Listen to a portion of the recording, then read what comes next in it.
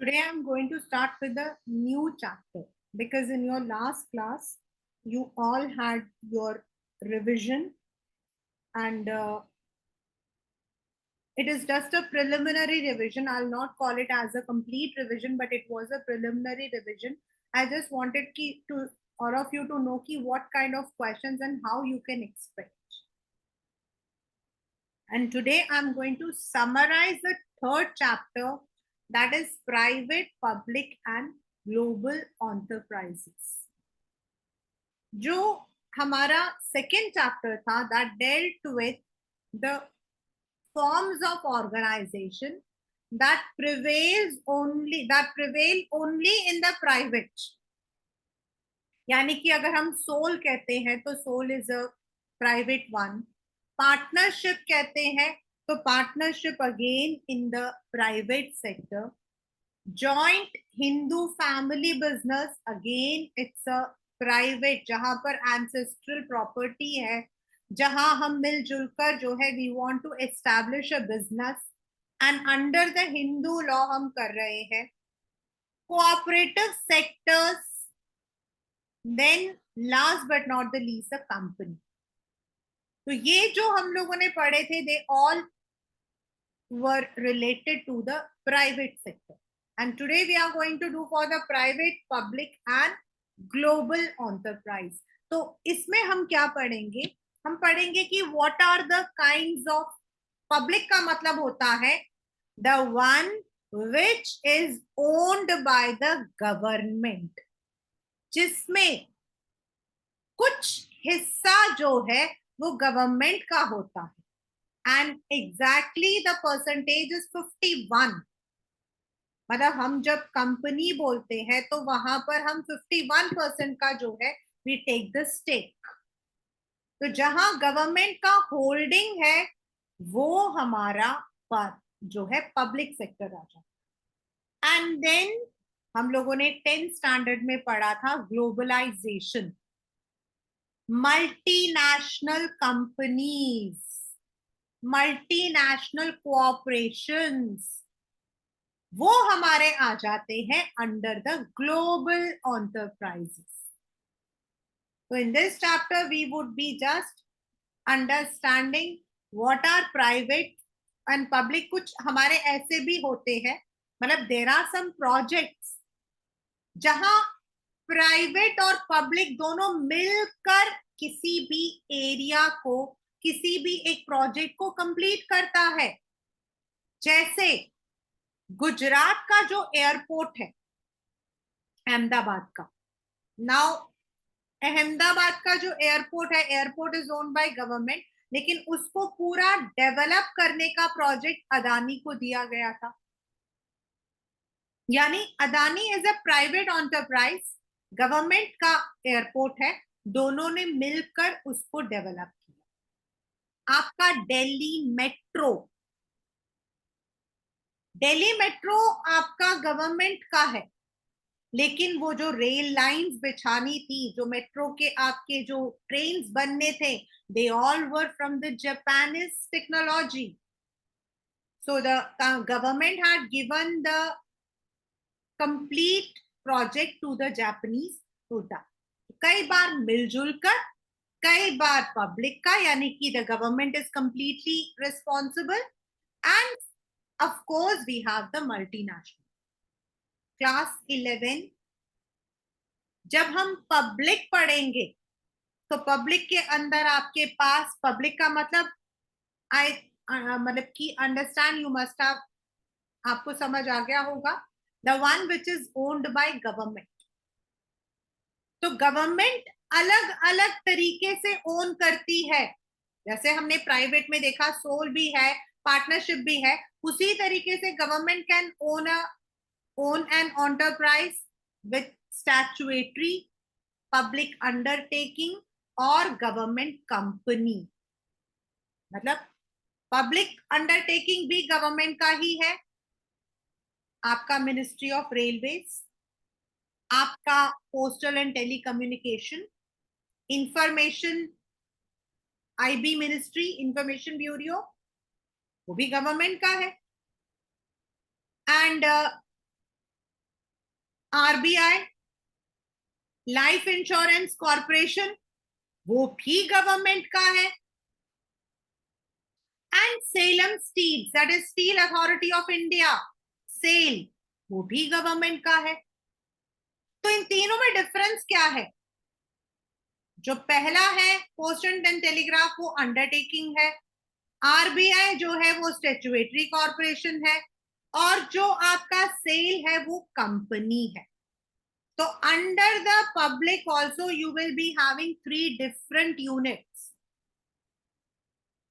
right? So that is what I'm going to summarize it along with the flow chart, and then we would be starting it along with the NCERT.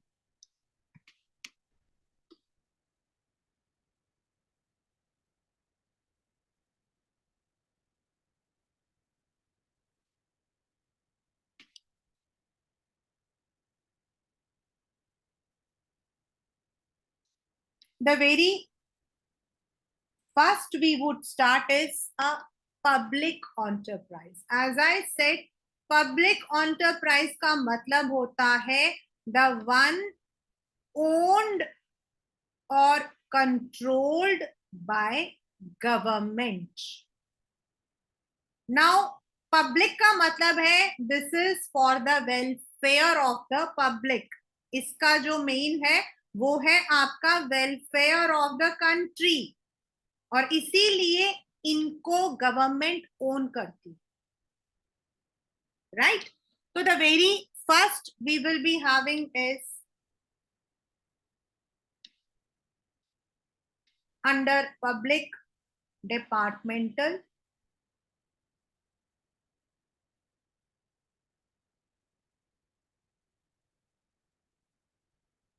Now what is departmental?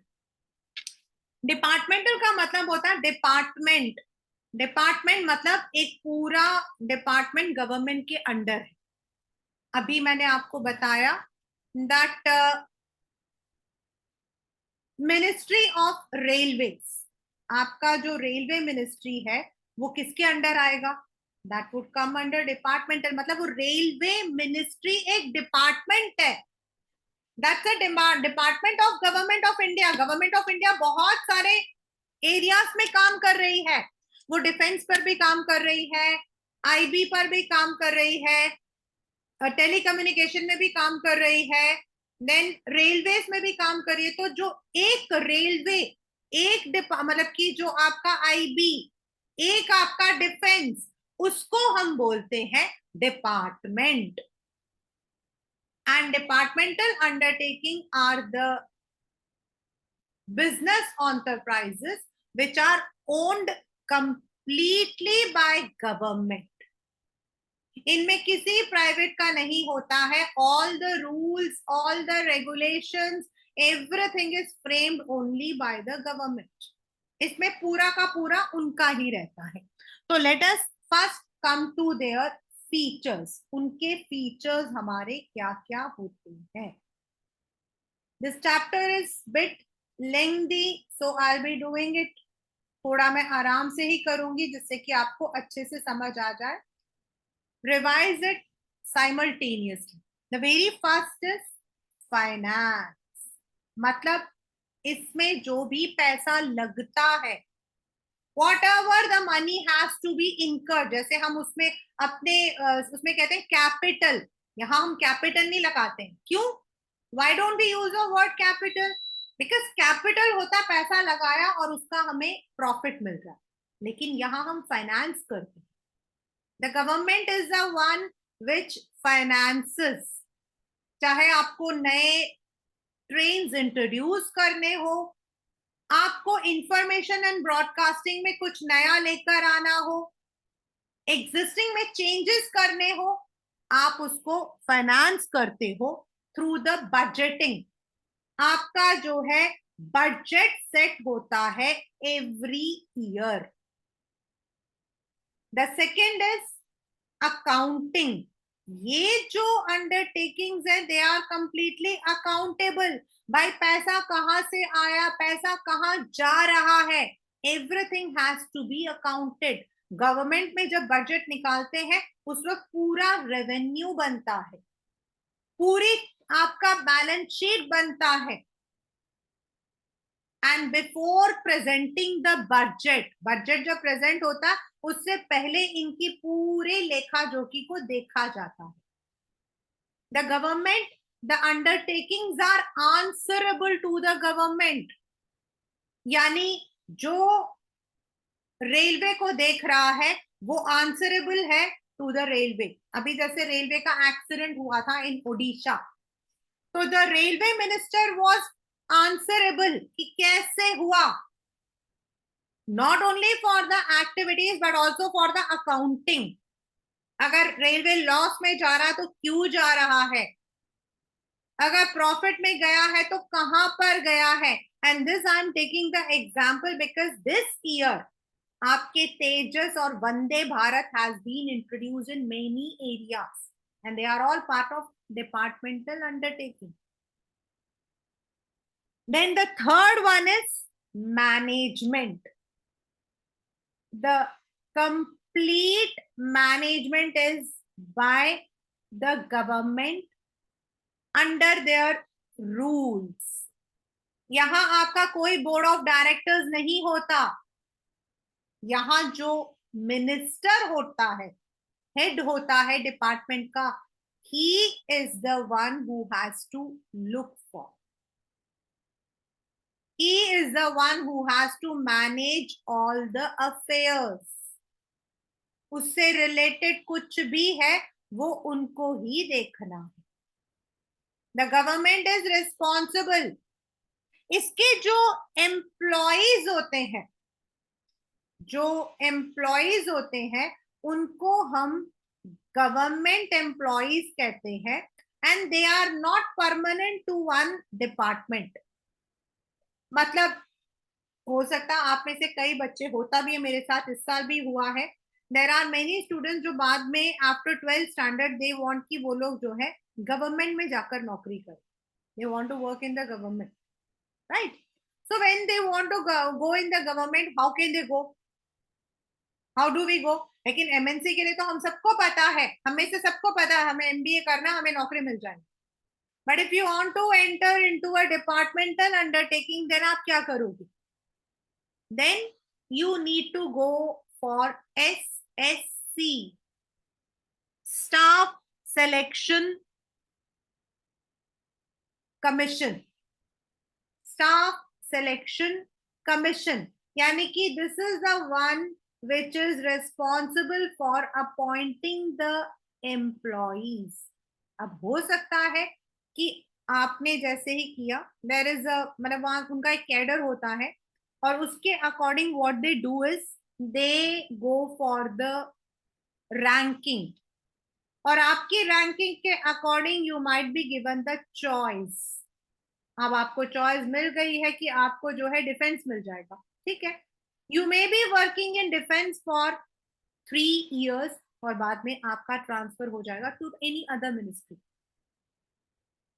कई बार women के साथ में ये problem आती है कि they are in Delhi, उनकी शादी हो गई and they are shifted to say Guwahati और समवेयर एल्स, तो वो वहां पर उनका शिफ्टिंग हो जाता है।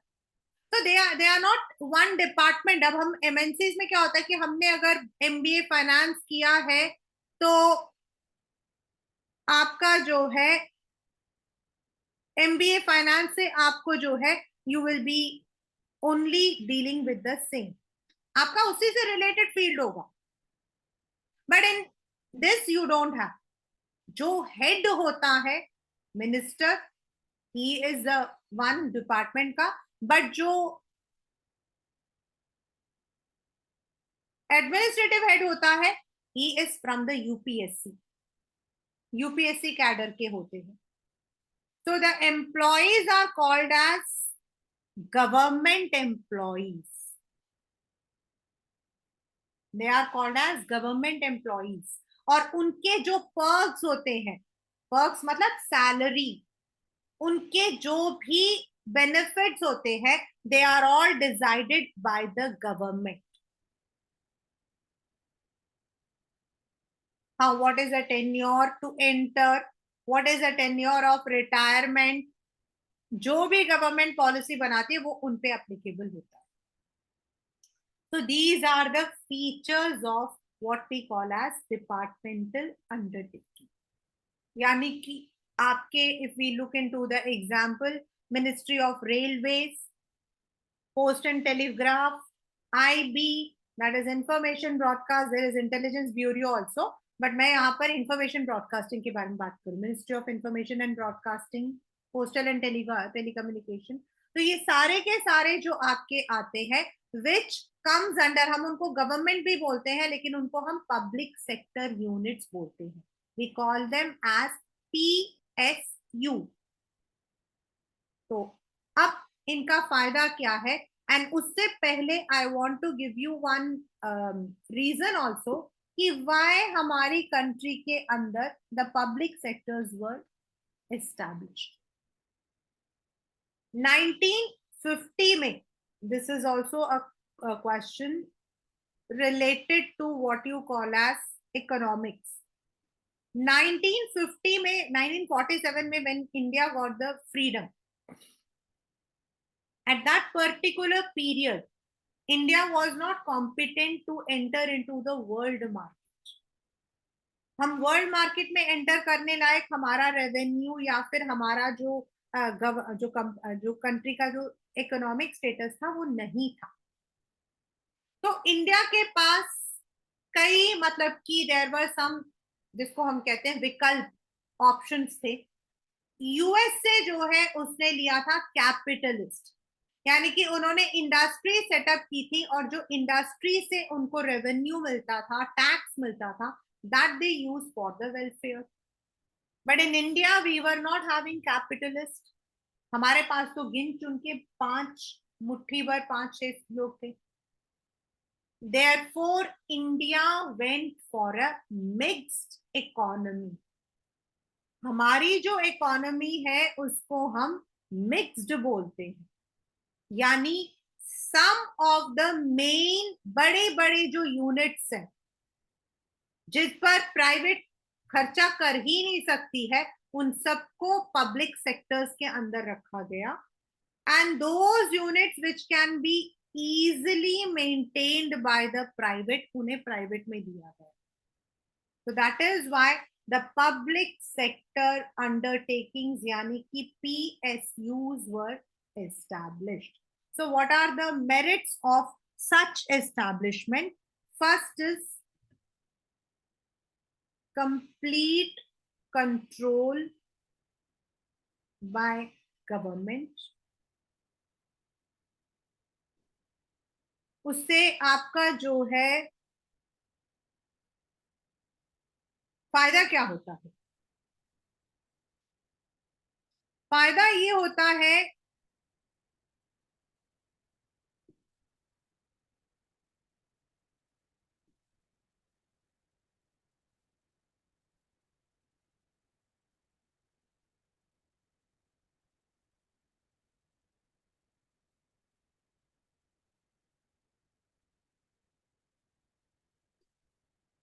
फायदा ये होता है कि जब कंट्रोल गवर्नमेंट का होता है, then if you look into the board of directors, certain times they work for their own benefits. वो अपने बेनिफिट्स के लिए काम करते हैं. Whereas गवर्नमेंट जो काम कर रहा है, that's working for the welfare of the common people. और इसीलिए गवर्नमेंट कंट्रोल कभी कभी बहुत अच्छा होता है. मैंने कभी कभी वर्ड इसलिए किया है क्योंकि अभी आप डीमेरिट्स में भी इसको देखोगे. You will also look at the demerits also. The second thing is they are accountable and answerable. by मैंने आपको बताया that अभी there was a mishap. एक मिसहैप हुआ उड़ीसा में, 3 गाड़ियां ठुक गई, कोलाइड हुई. तो who was responsible? In fact हमारे यहाँ पर लाल बहादुर शास्त्री जो है, he resigned from his Ministry of Railways because of an accident. इतनी आंसरेबिलिटी होती है. क्वेश्चन पूछा जाता, why there was no safety measures, and not only for the measures of actions, even for the money. Answerable मतलब they are responsible कि अगर ये एक पर्टिकुलर अंडरटेकिंग अगर if it is not earning profit तो क्यों हो रहा है, they have to find the cause. बीच में क्या हुआ था 1995 के बाद, मतलब कि मैं बताऊंगी कि 95 के बाद what happened is the number of people who started taking the air services increased, and those who were taking the what you call as railway services वो आपके डिक्रीज हो गए।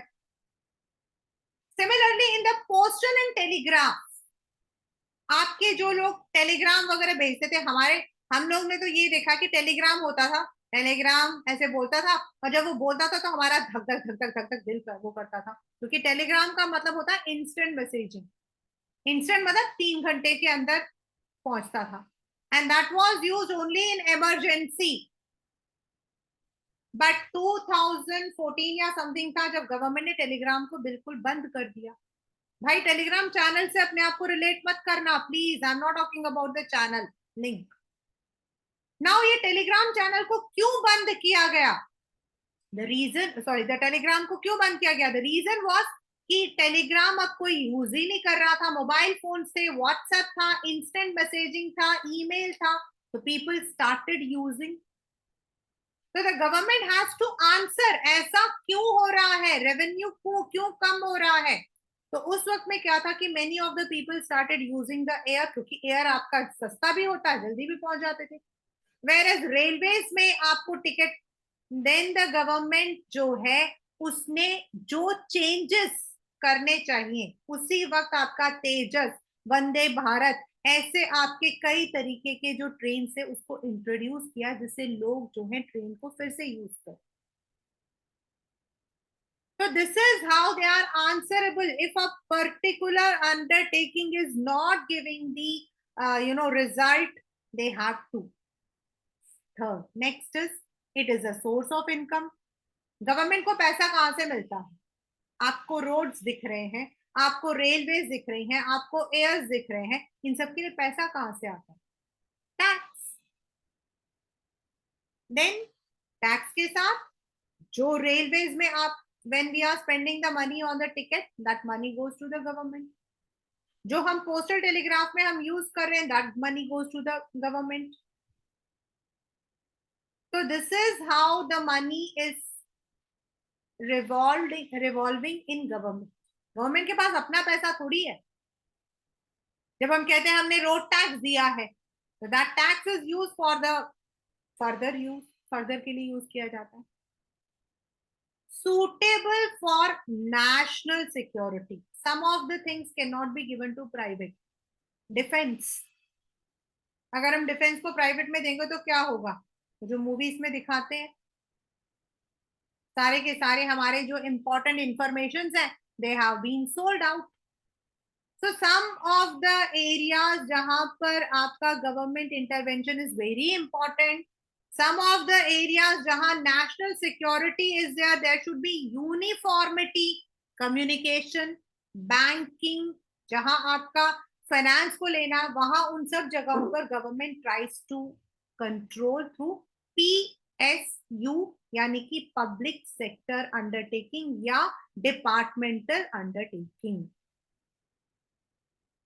मैंने आपको ये तो बताया कि क्यों इसको एस्टैब्लिश किया गया था, because India at the time of independence was not capable to go completely for privatization. But government के अपने कुछ नुकसान भी है, and those are lack of, first is lack of flexibility. Now what is the meaning of flexibility? अगर आप इसका एक बहुत अच्छा what you call as meme आता है स्टेट बैंक ऑफ इंडिया का, कि स्टेट बैंक ऑफ इंडिया में क्या होता है, स्टेट बैंक ऑफ इंडिया में आप जाओगे अभी exactly it is 1:30 right now, if you go they would say it's a lunch time, they don't have a flexibility in operations, they go जैसा उनको ऊपर से ऑर्डर है they would be only following those orders. Flexible services नहीं होते हैं. You have to follow what is given. Then second is very, मतलब जो सबसे बड़ा एक नुकसान है वो है delay in decision making. Why? In private sectors क्या होता है, let me give you this example with an contrast to private sector. Private sector में सोचो एक अपॉर्चुनिटी आई है, आपको एक डील मिल रहा है आपकी कंपनी के लिए. ठीक है, आपकी कंपनी के लिए डील मिल रहा है सस्ते में, और आपको बोला गया है जून 15, जून जुलाई 30 तक आपको सब कुछ शिप करना है. Right, understood. आपको जुलाई 30 तक सारा सामान जो है उसको आपको शिप करना है, मतलब आपको भेजना है. इन द प्राइवेट सेक्टर्स क्या होता है, सर पे बैठ जाते और तबला बजाते हैं, हर एक से पूछा जाता है, डिसीजंस इमीडिएटली होते हैं, मीटिंग्स होती हैं. आपके मीटिंग जो है वर्चुअल मीटिंग्स होते हैं, आपके मतलब कि ऑफिशियल मीटिंग्स होते हैं. And they quickly decide because they want to grab that opportunity. But in the government, public sector, ये नहीं होता. वो चलते हैं अपने मीटिंग के अकॉर्डिंग. जब अगला कैबिनेट मीटिंग होगा तो हम उसमें इस मुद्दे को रखेंगे. एंड देन वो मुद्दा जो है वो एक बार में नहीं होता है, वो कैबिनेट मीटिंग में जाएगा, फिर उसके रिलेटेड जो टीम होगी उससे बात होगी, and then they would implement. यानी कि किसी भी इम्प्लीमेंटेशन में आपका काफी टाइम लग जाता है. There is nothing like immediate. And business में हमेशा आपको अपॉर्चुनिटी को जो है देखना पड़ता है. Next is a very what you call as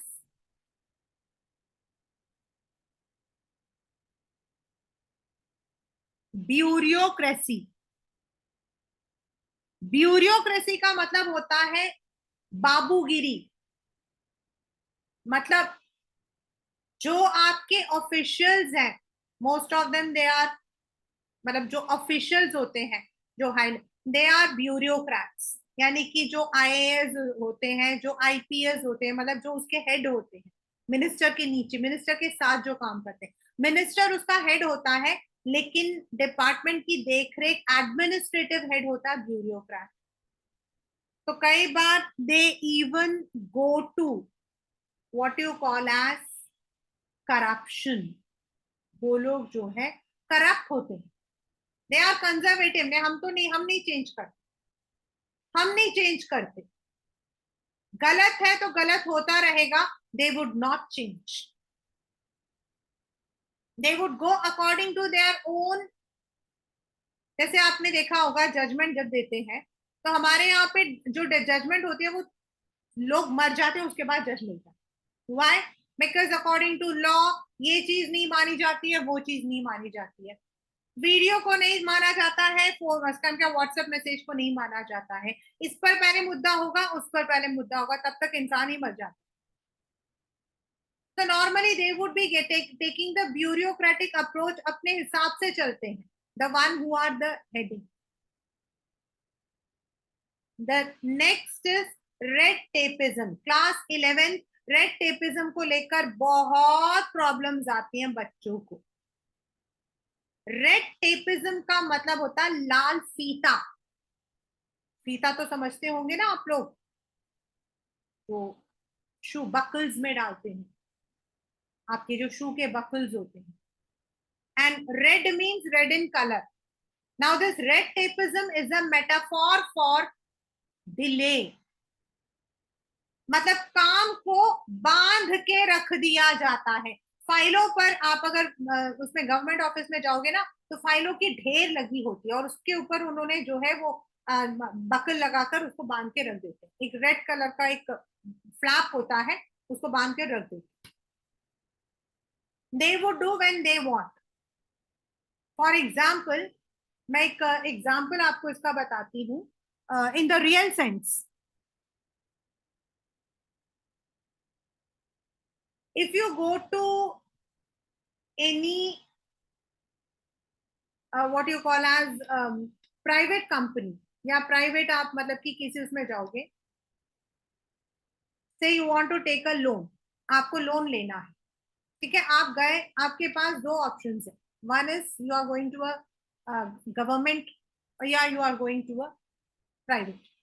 private में क्या होगा, मान लो मैं ही हूँ head, I am the head, right, and I am absent today, मैं आज छुट्टी पे हूँ, तो मैं छुट्टी पर हूँ, but my work will be done by someone, हो सकता है मेरा बॉस मेरा काम करे, okay, ma'am is not there, it's okay, मैं जो हूँ I look at the computer, मैं कर दूँ, and there would be no delay, there would be nothing, आपका जो है काम में red, delay in decision is something different, red tapism is काम में, डे टू डे वर्क में। In government what happens is if a person is absent, ठीक है, वो 10 दिन छुट्टी पे, आप 10 दिन बाद आओ, और 10 दिन तक वो फाइल जो है वो जमी रहेगी। अभी तो जो मतलब कि डिपार्टमेंट का जो हेड है वो छुट्टी पर गया हुआ है, तो वो 10 दिन बाद आएगा, तो आप 10 दिन बाद आए, and thus the work gets piled up, काम आपका पाइल अप हो जाता है। आप उन लोगों से पूछिए जो लोग those who want to take the what you call as pension, जिनको पेंशन लेना है, अभी as you know that I was also out, तो देयर वाज मतलब कि एक वो था कि in our family somebody wanted the pension, now जो पेंशन स्कीम है उसका कुछ पहले उन्होंने जब अप्लाई किया था, तो at that particular period he was not eligible, मतलब एज नहीं थी, और कुछ ऐसा था। Later on what happened is when he that, तो there was some change in the department, तो उन्होंने कहा अभी हम 1 महीने बाद करें। नाउ 1 महीने बाद गए तो पता लगा जी उस डिपार्टमेंट का जो मतलब कि एडमिनिस्ट्रेटिव हेड था उसका ट्रांसफर हो गया है, दूसरा अभी आया नहीं है, तो जब वो दूसरा आएगा वो आकर बताएगा, फिर वो काम होगा। देन समवन टोल्ड कि अगर तुम दिल्ली में किसी से मेन मतलब कि वहां पर बात करोगे then it will happen, so this is red tapeism, the work is just piled up। the last is government interference, यानी कि जो गवर्नमेंट होती है वो इन एरियाज में काफी इंटरफेयर करती है, क्योंकि भाई गवर्नमेंट का है तो गवर्नमेंट चाहती है, इट इज आंसरेबल, वो आंसरेबल है तो वो चाहती है कि वो इंटरफेयर करे, and sometimes this interference is unnecessary. There are so many instances, not to take one, एक नहीं, बहुत सारे एग्जाम्पल्स है जहां गवर्नमेंट जो है बेकार में इंटरफेयर करती है in the appointment of the, जैसे कि appointment of the departmental administration होता है वो यूपीएससी का काम होता है, एंड जो एम्प्लॉयज होते हैं उनमें एसएससी का काम होता है, लेकिन गवर्नमेंट के जो पॉलिटिशियंस होते हैं वो कई बार अप्लाई करके अपने इंसान को मार रख लेते हैं अपने फायदे के लिए, this is there, so this also leads to what you call as corruption। so this is the very first which we have done today, that is first of all is आपका public enterprise। as I said, public enterprise is owned or controlled by government। there are three kinds of public enterprise: public, sorry, departmental, statutory and government company। ये जो है they are established for the welfare of the country। there you require safety, where you require security। then you have the features which we have done, that is आपका जो है they are owned, financed, controlled, managed, और इनके जो employees होते हैं they are called as the government employees। then we have done the merits, control से फायदा भी होता है, दे आर आंसरेबल, कोई भी nothing anything in the entire process goes wrong, parliament में they have to give the answer to the speaker to the opposition to their own. और कई बार इनमें अगर छोटी सी भी गलती हो गई ना तो द एंटायर जो गवर्नमेंट है they have to step down, उनको जो है स्टेप डाउन करना पड़ता है। मान लो ऑपोजिशंस नहीं माने, there is protest and the railway minister had to resign, then entire cabinet has to resign. पूरे कैबिनेट को फिर से री इलेक्शन होता है। That is the source of income for the government and it is feasible जहां national security है। The demerits are you don't have a flexible operation, वो चलते हैं अपने रूल्स एंड रेगुलेशंस पर, and because of that there is delay also. Day to day work कई बार pile up हो जाता है, more interference and bureaucratic approach is there. The second one which we would do today is statutory corporations. Please understand the difference. Statutory corporations are specific business units which are established by government but under special parliamentary act. मतलब इन corporations को establish करने के लिए government को पहले resolution pass करना पड़ता parliament में, एंड पार्लियामेंट के स्पेशल एक्ट के अंडर इनको हम एस्टैब्लिश करते हैं और ये लोग सिर्फ उसी एरिया में काम करते हैं। For example reserve bank of India, life insurance corporation, they are the example.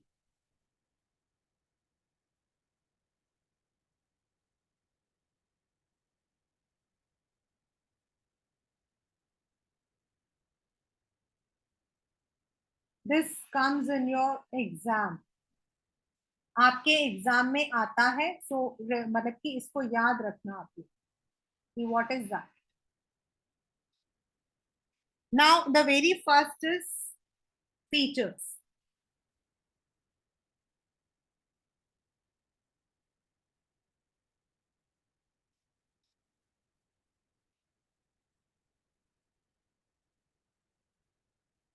अगर गवर्नमेंट को लगता है कि एक पर्टिकुलर मतलब कि फील्ड, एक पर्टिकुलर फील्ड में you can not establish an undertaking, you want to establish जहां प्रॉफिट भी मिले उनको, they want to control that area, so then under the special act of parliament such corporations are formed.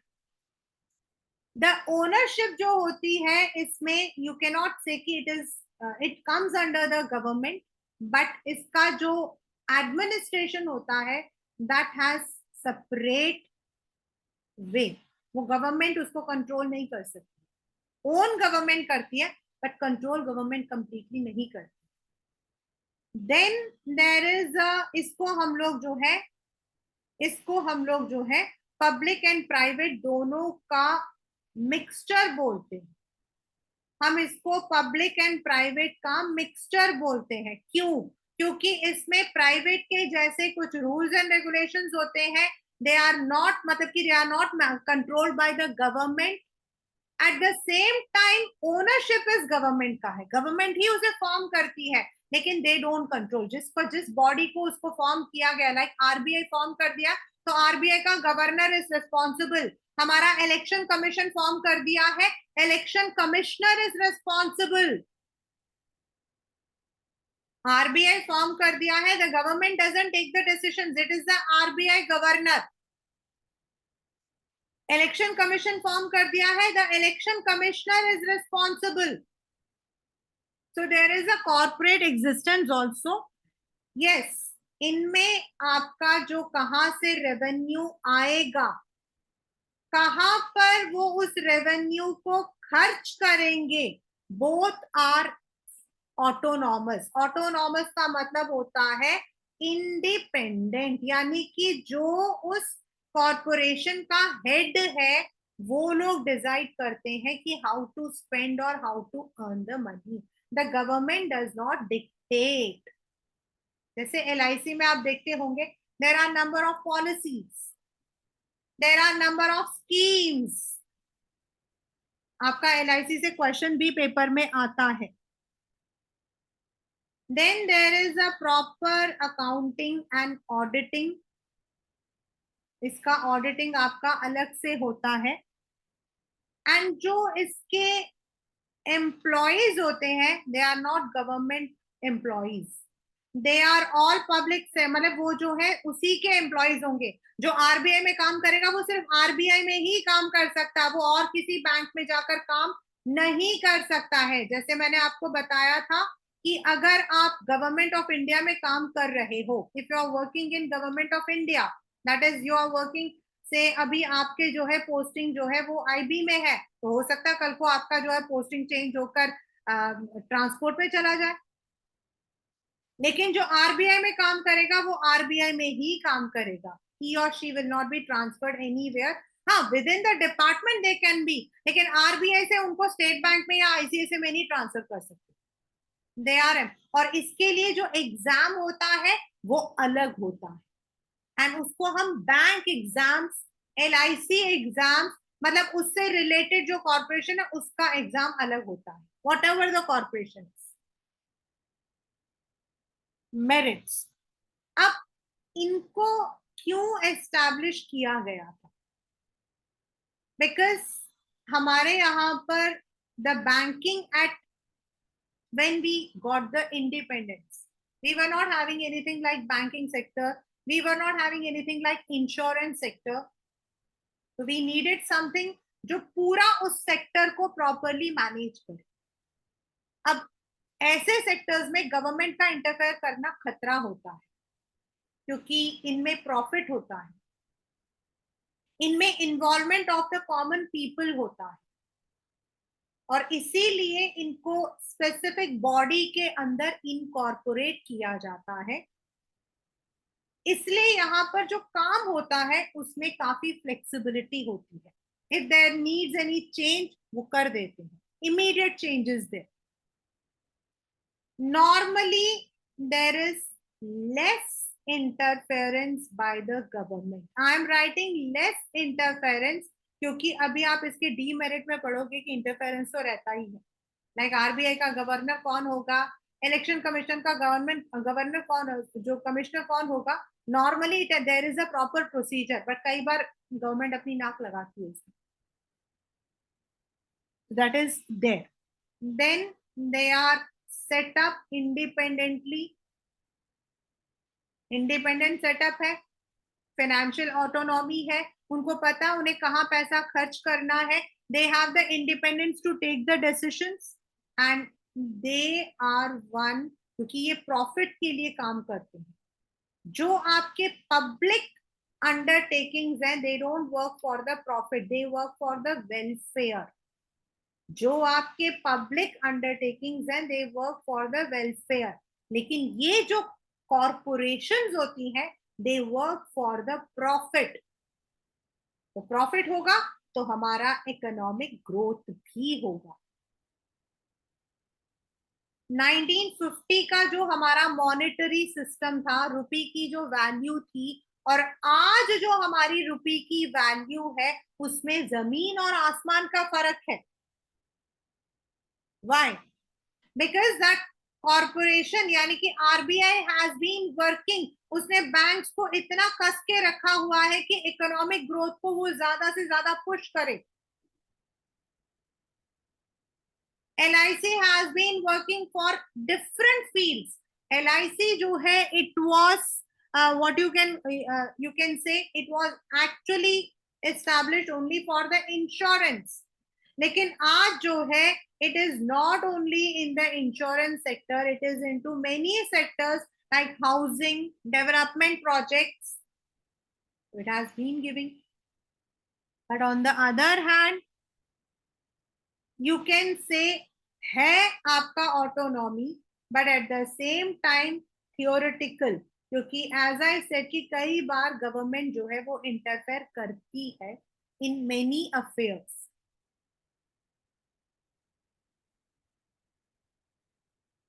since it is also under the government, there are certain times you feel that there is delay in the action also,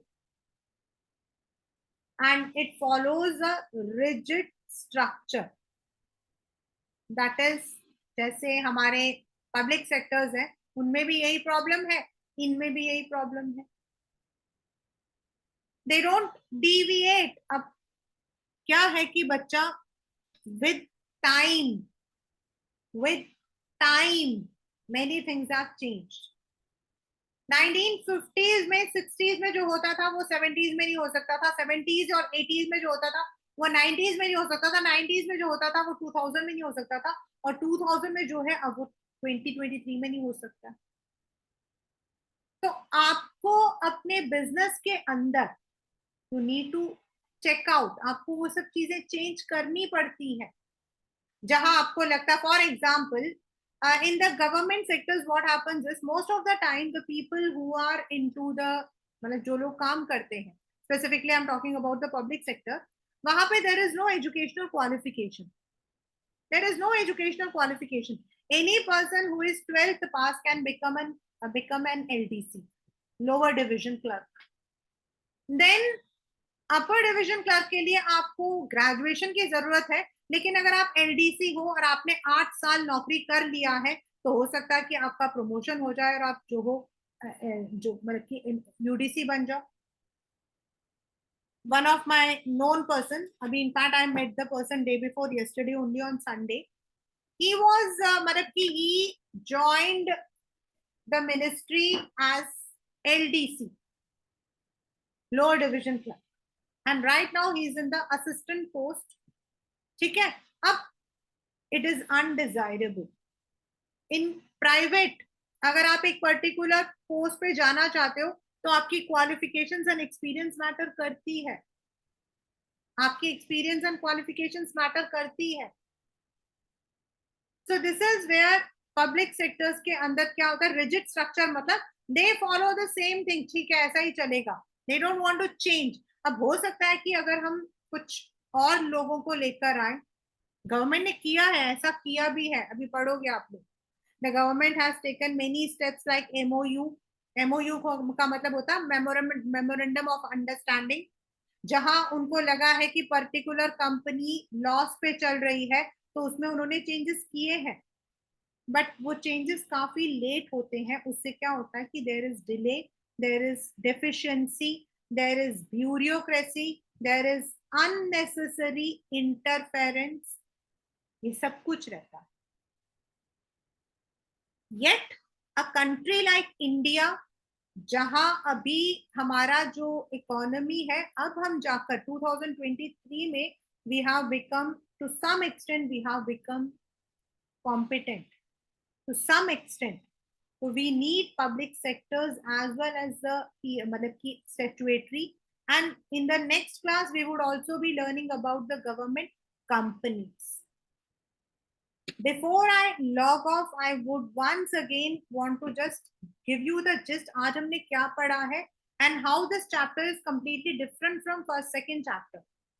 second chapter में हमने पढ़ा था individual level पर हम किस किस तरीके के बिजनेस को एस्टैब्लिश करते हैं, बट इसमें हम कर रहे हैं about 3 kinds of business.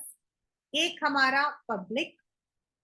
Public के अंडर हमारा, पब्लिक का मतलब है ऑल दोज यूनिट्स जो बिजनेस के जैसे चल रहे हैं, लेकिन इनका जो कंट्रोल है वो डायरेक्ट या इनडायरेक्ट गवर्नमेंट करती है, उनको हम पीएसयू कहते हैं. डिपार्टमेंटल, उसके अंदर आ जाता है departmental, statutory and government companies. Departmental का मतलब होता है a particular department which is under the government will be looking for that particular activity. जैसे आपका railway, telecommunication, defence, arms and ammunition, ये सब कुछ हमारा जो है डिपार्टमेंटल है. इसमें जो भी रेवेन्यू गवर्नमेंट को मिलता है थ्रू द ऑपरेशंस, वो गवर्नमेंट का मतलब कि रेवेन्यू है, उसी से वो लोग जो है अगले साल के लिए प्लानिंग करते हैं, जिसको हम बोलते हैं बजट। एंड एवरी ईयर आपका बजट जो है उसको इवैल्यूएट किया जाता है कि इस पर्टिकुलर अंडरटेकिंग से कितना फायदा हुआ, कितना नुकसान हुआ। समटाइम्स अगर उन्हें लगता है कि दैट इज नॉट, तो वो मर्ज भी कर देते हैं। जो एम्प्लॉयज होते हैं, जो इनमें काम करते हैं, उनको हम लोग गवर्नमेंट एम्प्लॉयज कहते हैं। अगर हायर लेवल पर है एट द एडमिनिस्ट्रेटिव, मतलब कि इंचार्ज, तो हमारा यूपीएससी के थ्रू होते हैं। एंड अगर आपकी जनरल कैट मतलब उसमें काम जो कर रहे हैं, जैसे असिस्टेंट या फिर सेक्शन ऑफिसर्स, एंड ये सब आपके एसएससी यानी कि स्टाफ सिलेक्शन के थ्रू इनको रिक्रूट किया जाता है। There is a common recruitment form, जैसे आपका सीयूईटी होगा सेम आता है। देन आपको अपना जिस फील्ड में जाना चाहते हो उसके रिलेटेड आपके स्किल टेस्ट होता है। If you are pass both you get the job. There is nothing like a particular, मतलब आपको जो है गवर्नमेंट में कंप्यूटर ऑपरेटर बनने के लिए इट्स नॉट दैट कि आपको ये पास करना होगा, आपका स्पीड देखा जाता है। जो प्रॉफिट मतलब कि इंडिया जैसी कंट्री के लिए प्रॉफिट ये है या मेरिट ये है कि the government is controlling all those activities जहां पैसा बहुत लगता है, जैसे railways. It is accountable also. If there is anything which goes against, then the government is answerable in the parliament. There is a proper accounting system maintained, but on the other hand there is lots of interference. The government goes according to their own rules and regulations. There is delay because it is headed by the bureaucrats. So वो लोग अपना जो है हिसाब देखते हैं, corruption रहता है, काम आपका बंद हो जाता है, रेड टेपिज्म रहता है। The next which we have read today is statutory, यानी कि वो कॉर्पोरेशंस जो आपके स्पेशल एक्ट 1956 के under for a special purpose मतलब कि एस्टैब्लिश किए जाते हैं for the welfare only, but इसमें हम प्रॉफिट को भी देखते हैं। उसमें प्रॉफिट नहीं देखते, इसमें हम प्रॉफिट भी देखते हैं। But once these corporations are set up, normally the government doesn't interfere, it runs on its own. इसके जो एम्प्लॉयज होते हैं उनको चूज करने का, रिक्रूट करने का अपना अलग प्रोसीजर होता है। फाइनेंशियल आपका ऑटोनॉमी भी होता है and there is proper auditing and auditing होती है। ऑडिटिंग का मतलब है जो आपके controller of audit and general है वो इनके सारे हिसाब को देखते हैं, profit and loss, balance sheet, इन सबको चेक करते हैं। On the other hand, if we say the profit, we say the merit, there are some demerits also. Though it is autonomous, still there are many areas जहाँ government interfere करती है. There is also delay in operations and they are insensitive to the people's requirement. सबसे बड़ी problem यही आती है government में। Private में क्या होता है कि they are sensitive to the people's requirement. आपने आज एक ग्रीवेंस डाला, आपका कल, अभी भी government is doing lots you know with tutor and all कर रही है, but still the third that we would be reading in the next class is आपका गवर्नमेंट कंपनी। यानी कि गवर्नमेंट कंपनीज वो कंपनीज हैं जो आपके बिल्कुल जैसा हमारा कंपनी 2013 एक्ट के अंडर हमने जो ये वाले कंपनीज किए हैं ना, सेम वही, सेम वही।